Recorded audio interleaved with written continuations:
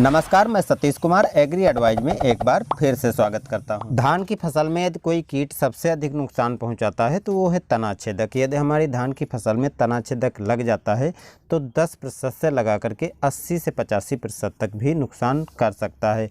तो इसलिए समय पर यदि हम तनाछेदक पर कंट्रोल नहीं करते हैं तो हमारी फसल में भारी नुकसान होता है।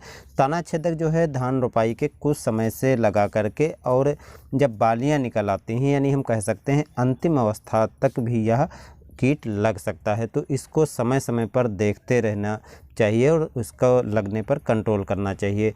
तनाछेदक के शुरुआती लक्षण में हम देखते हैं कि धान की पत्तियों पर पतंगे बैठे दिखाई पड़ते हैं। इन्हीं पतंगों से इनकी फैमिली आगे बढ़ती है और धान की फसल को काफ़ी नुकसान पहुंचाते हैं, क्योंकि ये इनके अंडे जो होते हैं बाद में लार्वा में जब बदलते हैं तो वो तने को खाना चालू कर देते हैं और तने के बीच में जा कर के उनको खा करके धान के पौधे को ख़राब कर देते हैं।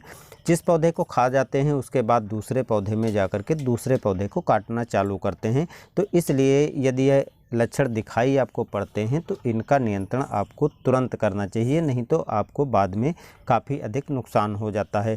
कभी कभी अधिक संख्या में लग जाने पर पूरा का पूरा पौधा जो है ख़राब हो चुका होता है और उसमें बालियां आदि निकलने की संभावना ख़त्म हो जाती है। नए कल्ले जो निकलते हैं उनको भी ये काट करके ख़राब कर देते हैं। अब इनके नियंत्रण के लिए यदि हम शुरुआती लक्षणों के बारे में बात करें तो यदि आप जैविक तरीके से खेती करते हैं तब आप आसानी से इन पर कंट्रोल कर पाएंगे, क्योंकि जब आपके खेत में ये एक दो पतंगे खेत के पत्तियों पर बैठे हुए दिखाई पड़ते हैं पौधे पर, तभी आपको इसके नियंत्रण के लिए ट्रैप कार्ड लगाना चाहिए। और ट्रैप कार्ड लगा देने पर जो है ये पतंगे उसकी तरफ आकर्षित होकर के चिपक जाएंगे, जिससे इनकी फैमिली आगे नहीं बढ़ेगी और धान की फसल बच जाएगी। फिर चाहे खेत में पानी भरा हो या सूखा खेत हो, ये कहीं पर किसी भी दशा में लग जाता है और आपकी फसल को हानि पहुंचाता है।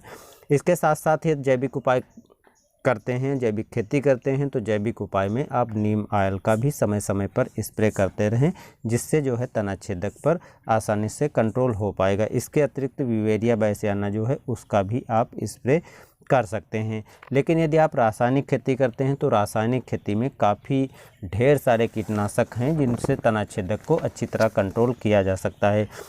सबसे पुरानी कुछ दवाएं हैं जिनसे आप तनाछेदक के साथ साथ पत्ती लपेटक या अन्य कीट भी लगे हुए दिखाई पड़ते हैं, जैसे मिलीबग वगैरह है, तो उन पर भी कंट्रोल कर सकते हैं। दीमक आदि पर भी कंट्रोल कर सकते हैं। उसके लिए आप क्लोरोपाइरीफास या मोनोक्रोटोफास में से कोई एक दवा लेकर के 400 ml से 500 ml मात्रा लेकर के प्रति एकड़ स्प्रे कर सकते हैं। इसके अतिरिक्त जो नई दवाएँ हैं इसके बारे में भी आगे बात कर लेते हैं, तो इनका भी आप स्प्रे कर सकते हैं। यदि आपके खेत में पत्ती लपेटक तनाछेदक दोनों लगी हुई है तो क्लोएंट्रानिलिप्रोल जो कोराजेन नाम से मिलती है उसकी 60 ml मात्रा और साथ में लैम्डासाइलोथ्रीन 100 ml मात्रा लेकर के दोनों को आपस में मिक्स करके स्प्रे कर दीजिए। यदि पत्ती लपेटक कम दिखाई पड़ता है तो 50 ml मात्रा लेकर के भी आप स्प्रे करके अच्छी तरह कंट्रोल कर पाएंगे।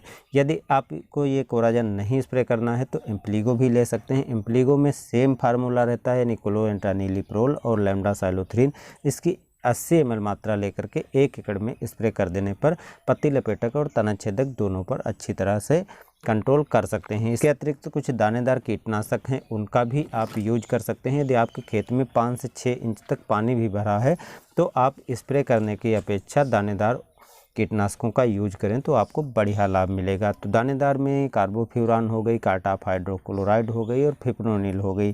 तीनों में से कोई एक कीटनाशक मिल जाए, इसकी 5 से 6 किलोग्राम मात्रा लेकर के 1 एकड़ में स्प्रे छिटक देने पर आसानी से तनाछेदक पर कंट्रोल हो जाएगा। पत्ती लपेटक कीट और अन्य जो कीट हैं उन पर भी आप कंट्रोल कर पाएंगे।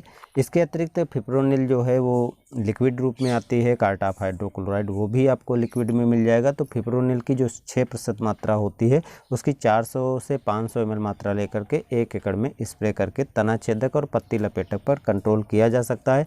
कार्टाप हाइड्रोक्लोराइड को भी आप स्प्रे कर सकते हैं। इसकी 50% SP मात्रा में आती है और इसकी 300 ml से लगा करके 400 ml डोज लेकर के 1 एकड़ में स्प्रे करके आसानी से कंट्रोल कर सकते हैं। यदि आप किसी भी लिक्विड कीटनाशक का यूज कर रहे हैं तो आपको पानी जो है 150 से 180 ml लेना ज़रूरी है और साथ में जो है किसी अच्छे स्टिकर को भी मिला लेना है, तभी आप अच्छे से कंट्रोल कर पाएंगे, क्योंकि बरसात के समय में वैसे कीटनाशक धुल जाएंगे। आज के लिए इतना ही, मिलते हैं नई वीडियो में, लेकिन उसके पहले चैनल को सब्सक्राइब करके बेल आइकन दबा करके ऑल नोटिफिकेशन कर दीजिए। वीडियो को लाइक और शेयर कर दीजिए।